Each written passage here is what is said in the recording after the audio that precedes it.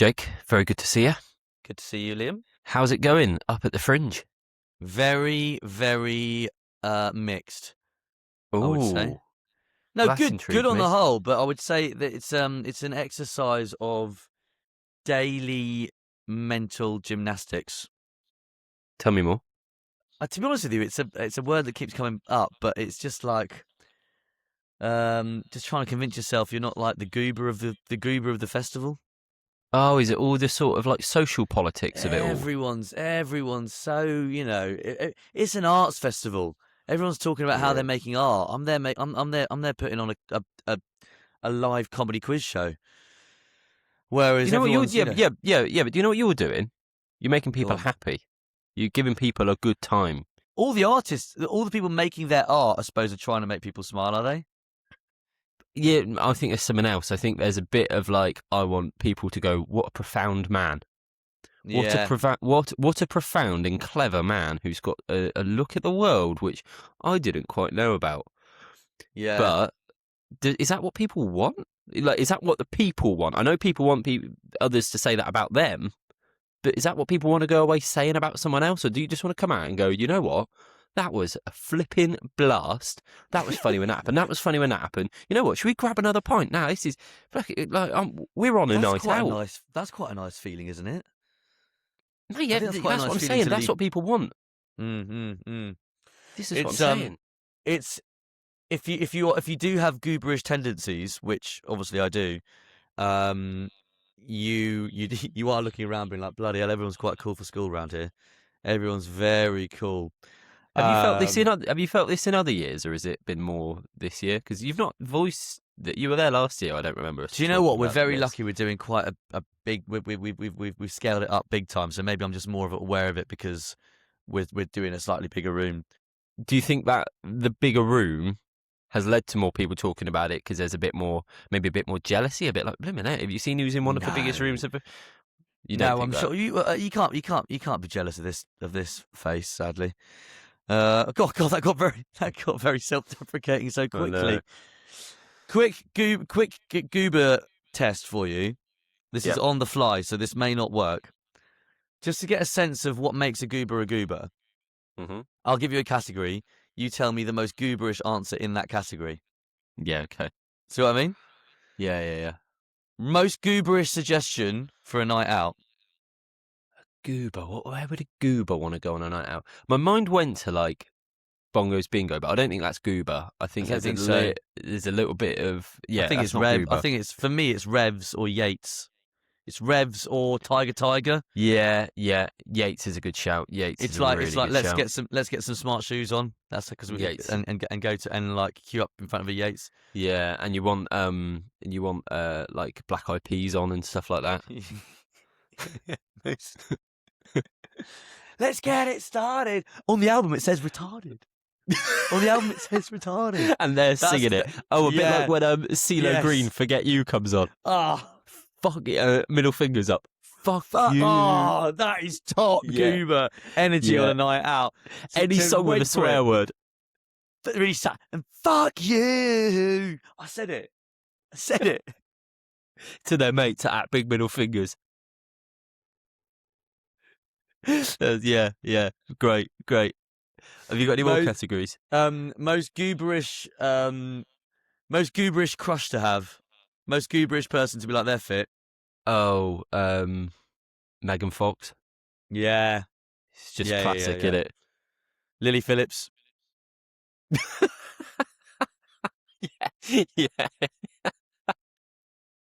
Yeah. Body Blue, all that lot. The sort of people when the name comes up, they go, yeah, Lily Phillips.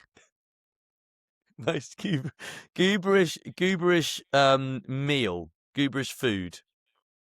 Oh, all going out before Revs. Let's all go out and get a pizza. Yeah. From Pizza sat Hut, Pizza Express. We'll all go to Pizza Express before we go out to Revs. Yeah. All get a pizza. All ordering pizza.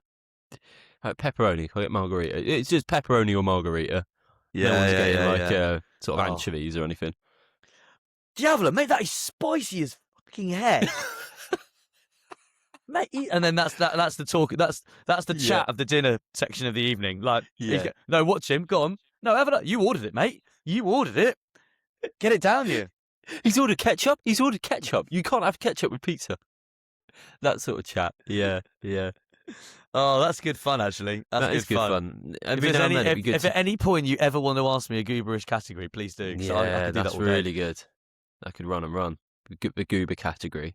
I want to hear more about Fringe though. What's So it's a little bit of social politics going on. Mate. It is a lot of fun. I have to say. Schedule of the day is you wake up about now, and I'm not going to tell you when we're filming this. Well, I can do actually. It's about 1 in the afternoon. You get up. This is always the hallmark of someone who's not doing much with their day, is that get up is such a big part of the list. Get up. Yeah. Wake up, get up. That's 2 things done. And if you try and organise something with them, they go, well, I've got to get up first. I've got to get up. I've got to wake up. I've got to get there. Yeah. I've got to wake up. I've got to get up. I've got to do my teeth. I get up. I then chat with the guys who I'm doing the quiz show with about tonight's show. Just make sure we're all on the same page about what we want to be doing tonight. And then I will try and make sure I have one quite healthy thing to eat. I'm quite big on poke bowls. I'm on a poke bowl a day. That's a good, because that's full. Remind me what it is. It's sort of full of veg. Base layer of sushi rice, followed by like salmon or tuna or both, and then it's just seaweed, kimchi, cucumber, pickled ginger, loads of good stuff. Get that. I'm really pleased to hear that. That's just one a day. One of those a day, and then I'll meander my way into town. Maybe watch a show. Probably not. I'll do mine. That's it. Do you want to watch mine? No, because I've got to do mine later. I'll do mine. And mate, an hour of comedy is. I mean, it's a long time, isn't it? I think it actually is. I think, especially in the world we are in now, where attention spans are dwindling and everything's sort of so instant. An hour. An hour long of sort of like. I love comedy. Your life. Yeah. But I think the best format of it is, in terms of stand-up anyway, mixed bill. Either 2 people sharing an hour, or everyone comes on and does 15 minutes. I don't know. But anyway, I might watch a show. And then by about 7 o'clock, I'll go to a pub, catch up with some people. Very nice fun. Meander to my venue by about 9:30. Do the show at 10:15. And then everywhere's open till 5 a.m. So, are you out till 5 a.m. most nights, or is it been a mixed bag? Every other night, I'm probably going for it. I haven't. Do you know what? My first 5 a.m. was on Sunday night, and that was after, because you don't have a show on Mondays, do you? Yeah. That was so the you first were 5 a.m. go for it. And it is a bit of there's a sort of witching hourness to it. You're sort of like, God, it's 4 o'clock, and then sort of Dan Tiernan's stumbling in over there, and you're like, is that what's going on? And then you see someone else over there. It's good. Well, who's winning the wacky race of unlikely friendships? Oh God, yeah. So far, right. Who have I been hanging out with? I'll tell you who I've been sort of seen a few times. Who's been lovely to spend time with is Pete Rugman, aka Non-Stick Pans. Oh, he's up there, is he? Is he doing a show? Yeah, he's doing some bits and bobs. Imogen Andrews, I've seen a bit. Yeah, she's enjoying it. She's doing her debut at a solo show. That's quite exciting. And who else? Rory Cargo, I've seen. Cecily, I've seen a lot.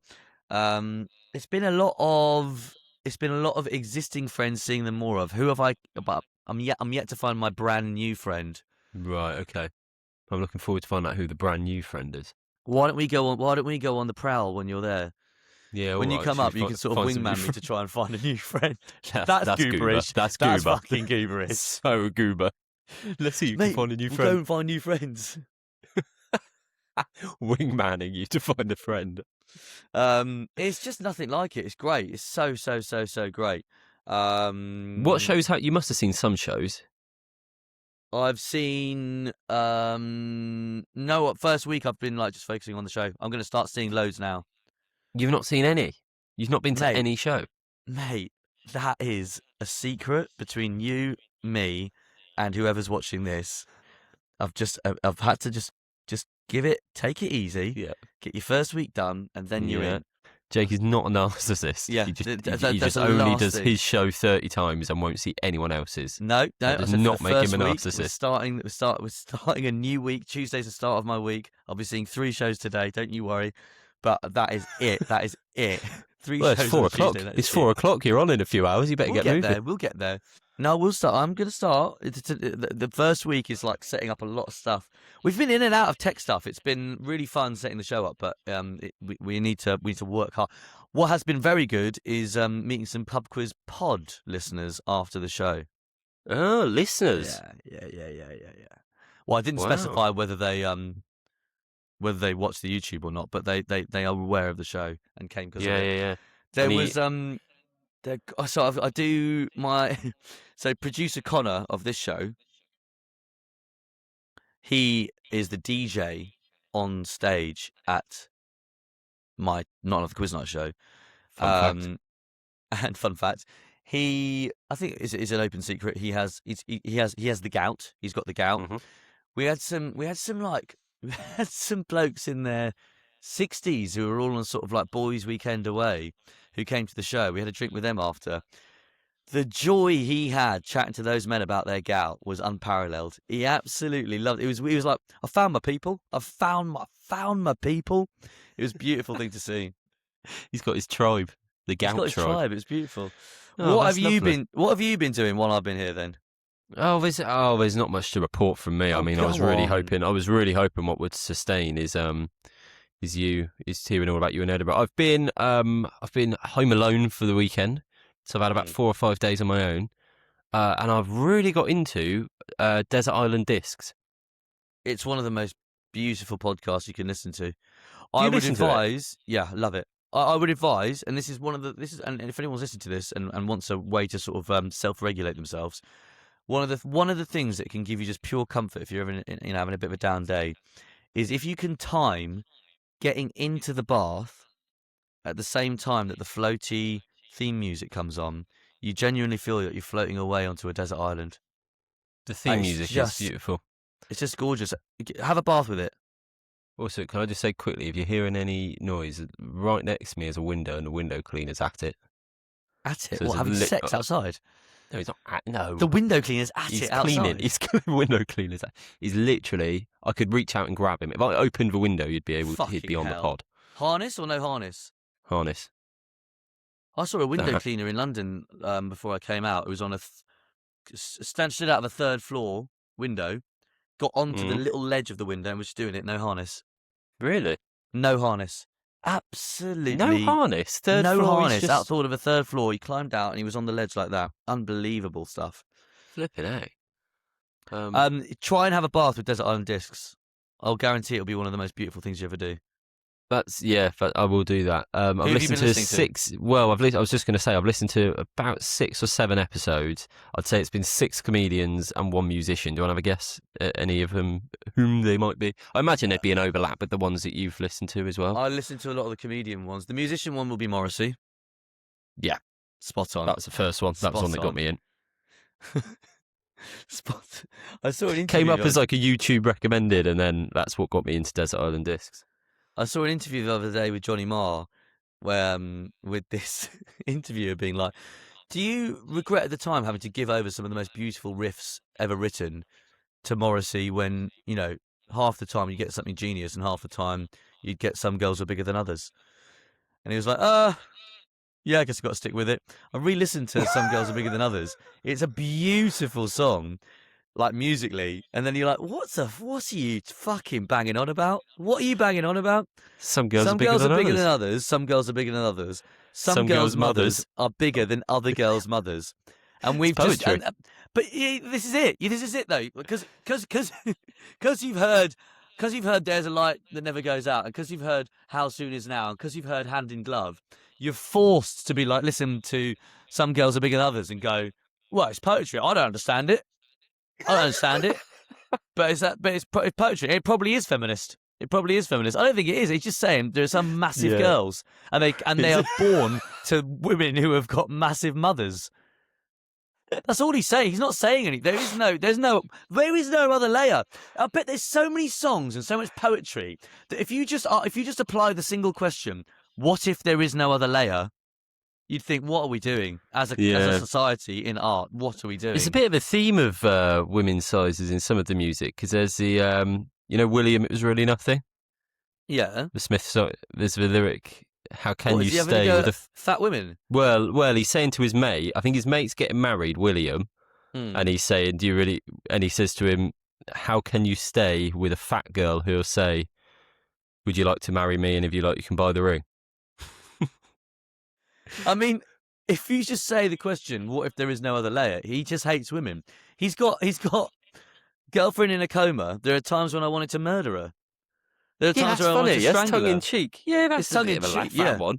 It's all a laugh. But is it? But that's what I'm saying. What if there is no other layer? I'm giving him the credit that it is tongue in cheek, but it might not be. He might just be like, I fucking hate women, and there's one thing I hate more than women. It's fat ones. It's fat ones. That's what he might be saying. And if that I don't think he is. I don't think he is. I mean, the Morrissey sympathiser returns. Grew up a massive Smiths fan, and I feel like you're just sort of ripping it all down in front of me. No. I'm a massive Smiths fan. I grew up a massive Smiths fan. I just wonder. That's all. I just wonder.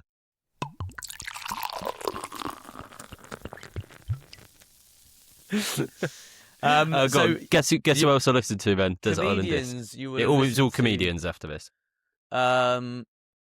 Bob Mortimer's got one, hasn't he? You would have listened to that. Yeah. Would you have listened to Coogan? Steve Coogan? He's on there, but I've not listened to him. David Mitchell. Again, on there, not listened. Ooh, Billy Connolly? On there, not listened. Who have you listened to? I think you may have had a go at Ade Edmondson. Yes. Really? I did listen to Ade Edmondson, yes. Miserable, isn't he? I did. He was quite miserable. Well, he said that he said he don't watch comedy anymore because he's seen all the jokes. Yeah. I've seen all the jokes. There are only so many jokes and I've seen all of them. And he actually said Laurel and Hardy did all of them anyway, so. And they didn't even say anything. Laurel and Hardy did maybe it wasn't Laurel and Hardy. He did. Was it Laurel and Hardy? He said he thinks they're all done in the side. Yeah. Yeah. He said you could tell me any joke and I'll pick out a scene where Laurel and Hardy have already done that joke, so you don't need comedy anymore. Yeah. Has he seen squid vids reacting to the death of different people at different ages with a quite a long process of editing on CapCut? No, I don't think he's seen that. I don't think I remember seeing Laurel and Hardy doing that, Mr. Matey. Well, we're both silent. Yeah, true. I like the idea of just calling off the Fringe Festival just because, guys, the comedy's been done. They've done all the jokes. Guys, Laurel and Hardy did all this. Just call it all off, please. Call off the Fringe. There's a lot of clowning going on at Edinburgh Fringe, actually, in terms of just on the subject of those silent things. A lot of clowning, a lot of people doing, a lot of people getting naked, actually. A lot of nudity. Yeah, what's the main naked shows? I've never been to a show where someone's got naked. I think Gary Starr's show, he's naked for all of it. Bloody Cock hell. out, I think. I got stripped down, once at Edinburgh, I got stripped down to my pants. I've probably told this before. Go on. I'm sure I would have said this on stage when I went to like a cabaret show. It was in the middle of the day, so I sort of thought it'd be safe, and it was free Fringe. No. Where you don't pay anything, just go in and pay something as you leave. It was a really busy room. It was sort of a COVID year, so there wasn't as many shows on. So what it meant was that every show that was on was really busy because there were still the audience numbers. So it was in this cram room, and this guy came out and he was juggling, and we were like, oh, this is going to be a bit boring potentially. Like, I don't know, he was just juggling. It was quite basic. And then he was like, need a volunteer. Sort of coerced me. That's how he got me up, because I'm not the sort of person, you know me, I wouldn't be putting my hand up, go and get me on stage. No. He came over to me, made a beeline for me, gave me one of his juggling sticks, and went, when I say go, he said, lift it up ready, and when I say go, throw that in so I can have a fourth one in the mix, basically. And then he got back on stage, I'm holding it up ready to throw it, and he went, I need a volunteer. Oh, you've got your hand up, brilliant. Come. So he did that. First thing he did, got me to lay on the floor flat on my back, and he walked over me, 1 foot either side, juggling knives above me, walking over me with me in the middle, like a beam. Fuck off. Juggling knives. In my head, I'm thinking, fucking hell, this is And it was quite a busy room. It was probably 100, 200 people, all sort of cheering, like, hey, which is mad for sort of things you'll do when there's people cheering. He walks over me, leg either side, juggling his nose. I'm thinking, this is free. This is a free show. He needs no licensing in order to be able to do this. Well, he probably needs some, but it's not like anyone can sort of do free Fringe. He gets halfway over me, catches all the knives, drops down and like straddles me. And everyone's like, ooh, ooh. And then he gets me up and he goes, audience bloody loving it. And he goes, oh, you need to copy whatever I do for this next trick. So he starts dancing, like two-stepping.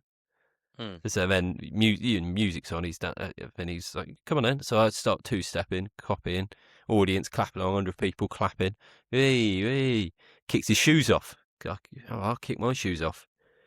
Takes his top off. Oh. Whoa, what's he going to do? I took my top off. Took his trousers off. You didn't mind that bit? Took his trousers off. What did I do? Took my trousers off. I'm wearing my pants. And then he got another bloke up from the audience. I thought, thank God, someone else is going to be roped into this now. It can't just be me and him in our pants on stage. The other guy got up from the audience. He gave him a roll of cling film. Me and the other guy, both in our pants, had to stand back to back, and he got this other guy from the audience to wrap us both in cling film to each other. And then he was like, right, we just got to fight out of this, basically. So we just had to push our way out of the cling film. And did you? Well, yeah. Oh, that's horrible. Shoes off as well, shoes off. What, socks as well? Or you're in socks and pants? No, I think maybe something socks and pants, which is a bit more humiliating in some ways, because at least underwear models, they're just wearing pants. They're not wearing socks and pants. That's like a little boy who sort of rolled into mud. Oh, Get them off. I know, and then there was no sort of like, that was the end of the show. That was the finale. There was no like comeuppance. I was just going to say, what made it worse was he then, afterwards, I was expecting him to come over and be like, oh, mate, like, sorry about that. Thanks so much. It was like, that was a bit mad, but you took it really well. He just was like really awkward. He just like didn't come over to me, avoided me, wouldn't look at me after. He was a bit dodgy. He had pink hair, that's all I'll say. I don't know what that means. I don't know what that means. I was on your side until you said that. I don't know why. It just sort of sounded like mildly right wing. He's got pink hair, and that's all I'll say. I'm really sorry that happened, mate. And if you come to the Not Another Quiz Night, we will never humiliate anyone. The people do get on stage, but we never humiliate anyone. Ever. That's good of you. That's really good of you.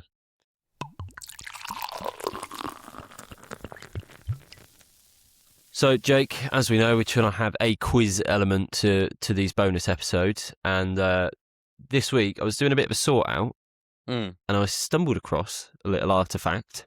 It is the script from episode 1 of the Pub Quiz Pod. So, the guest was Niall Gray.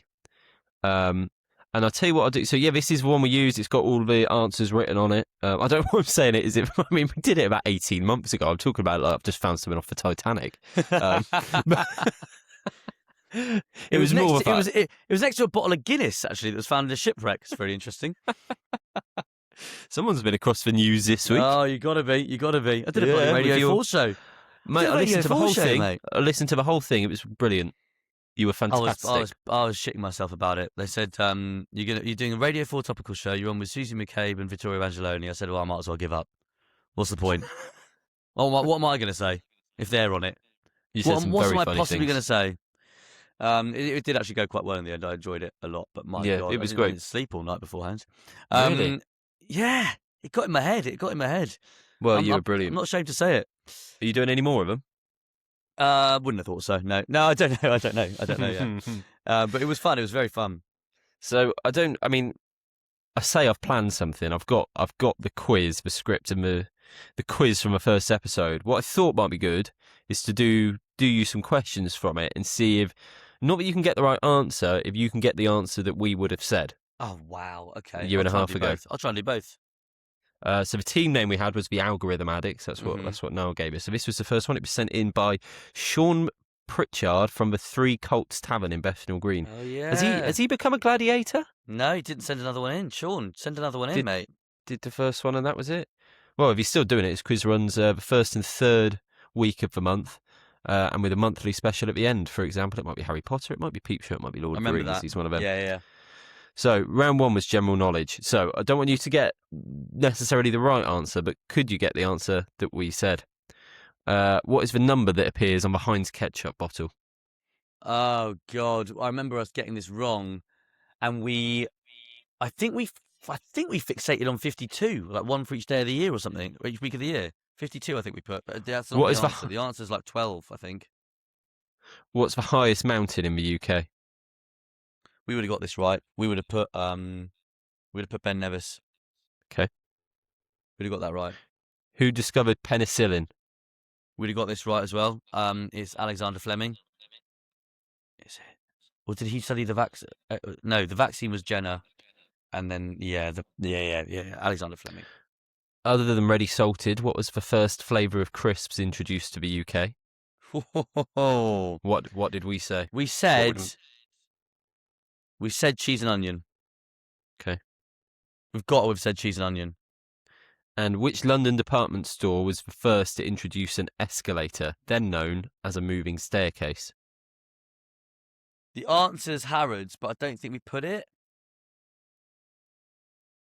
But the answer is Harrods. I think we might have put like Fortnum and Mason. I think. Okay. So, number 1, the number that appears on my Heinz ketchup bottle. I'll say the actual answer, then I'll say what we put, and then we'll know if you got either the right answer or what we put. So the actual answer is 57. Okay. That's what the real answer is. That's the number on the Heinz ketchup bottle. We said 52. We did say 52. And you said 50. That's incredible. I was amazed you got that. Yeah, I don't know where that was sitting, but I feel like we definitely just settled on 52. Quite happy with that. Are you gifted with quite a good memory? No, terrible memory. Really? I struggle with remembering who you are a lot of the time. Go on. So, the highest mountain in the UK, the answer is Ben Nevis. We said at the time Ben Nevis, and you said Ben Nevis. So it's a full house. God, I don't know about you. I keep getting flipping Snapchat notifications from just nothing. Just absolutely nothing. It just says. Well, I don't use it. I've just got the app. I'll just delete the app. Why do you have Snapchat? I suppose you're only 25, aren't you? 26. Yeah. I don't. I just want to clarify. I don't use Snapchat. Feels like you're using it a lot. Have you ever used it, or was it a bit? Do you use it for your like little animal filters and stuff like that? What do you use it for? No, actually, we did use it once for a video to do but it had a good bold cap or good bold head filter for a video about Pitbull. Yeah. So I was out with someone the other night, Tom from the Stephen Tries podcast. Tom Looney, as some of the listeners of Apple know him. Yeah, they do that. He said he was telling me, we were talking about what's the biggest animal you could beat in a fight. Yeah. I said I reckon I could beat a Shetland pony. Do you know what he said? What he said he could beat? A giraffe. You reckon he could beat a giraffe in a fight? With his bare hands? Yeah. Just I don't think a giraffe would beat you up, but I just don't think you'd make a dent in it. I think it would either trample you, it would have sort of long, strong, fast legs, or have you seen giraffes fight? Do you know what they do? No. They use their head, because obviously the long neck, they swing their head like it's almost like as if you put a sock in a pair of if you put like a ball in a pair of tights and spun that round. Their head is the equivalent of a ball at the end of the tights, and their neck, just the power you can get from slinging that, they whack each other. Yeah, there's no chance. I know there's no chance. I know you'd be lower, but it could just stoop low and smacked for miles. Yeah. What's the biggest animal you could beat if you had to? Fuck it. I think that most animals would beat me up. Because they've got that sort of wild instinct in them. You'd have to tap into yourself and just find that like survival. You've got it in you somewhere. You're an animal. You've got it in you somewhere. I think quite a big goat. Quite a big goat. I could probably knock out. Yeah, because I think if you got it round the neck in a bit of a headlock. Anything that's a herbivore. I don't think I'm. There's no way that any of us could beat something that is an actual predator that eats flesh. No chance. That's why the giraffe, I mean, is maybe more likely than the lion. Yeah. I was wondering with the giraffe, if you could just about reach their knee joint, do their ACL, do their ACL. They're on the floor then, and then bang. Yeah, it's and then just continuous punching into that head. But I think it would take a lot of energy just to get round doing all four knees. I think it would probably take you half an hour per knee. What's the biggest carnivore you could beat then? I could beat a sheep. I could beat a goat. I could. You know what I thought there? What I thought of them, I was thinking of a Your Shetland pony's a herbivore. That's why you could probably beat it. Yeah. What about a walrus? No, not a chance. You know what it is? I think you could avoid a walrus for a while, but I don't know how you'd beat it because a punch isn't doing anything to a walrus. It's just blubber. Way. It's absolute blubber. It's absolute blubber. And what are you going to do? Strangle it? You're not going to get your arm round. You can't get round. It has no neck. Jaws. It's all neck. How can you get it round its neck when it's like, what? Get your hand round its neck. Sorry, my whole body is my neck. Next, what do you do? Yeah, no, you bang on. Bang on, yeah, mate. The biggest carnivore. Maybe you're right in your analysis. We can't beat anything. Yeah, but we're well, I'm not, but humans are carnivores. Yeah, and I couldn't beat most humans in a fight, I don't think. Yeah. Okay, so what will be next? Number 4, did we say Alexander Fleming? We got that. That was a full house. It was Alexander Fleming. We said Alexander Fleming. You said Alexander Fleming. Other than ready salted, the first flavour of crisps to be introduced to the UK. The answer is cheese and onion. You said that we said cheese and onion. We actually said salt and vinegar. Why would we have done that? Yeah, I don't know why we did that. Cheese and onion is like it's the most popular, and also it just feels quite British in that. I think we might have overthought it. Doesn't feel like too much of a sell to the British public. I actually think what we might have said, I think we might have overthought it and gone, salt and vinegar is easy to make because there would have been like salt and vinegar. It's like what you put on like fish and chips would have been having salt and vinegar on them for ages. So just is that an easy thing to do rather than go cheese and onion? I don't know how they thought of prawn cocktail. That is that's a very underrated moment of creative genius to think this thing in a glass with fish and mayonnaise. I'm gonna take that flavour and put it onto crisp. Yeah. Everything else feels like potato adjacent. Yeah, you're right. Potato adjacent. Yeah. That's great. And then the London department store, who first introduced an escalator, the answer was Harrods. We at the time said Harrods. We did. We got there in the end. We did get there. Do you think we've improved as quizzers since these early quiz days? Yeah, we wouldn't have had like a potato adjacent conversation. We wouldn't have had. Yeah. I think we've got better, but it is always still quite alarming and humbling when massive gaps in knowledge are pointed out. When it's sort of like name the capital of this very, very well-known country, and it just draws a blank. But that is just the rough and tumble of the pub quiz pod. Who have we got coming on next week? So we just had Iowade, great fun. Probably the guest that made the most emotional impact on us. She was very.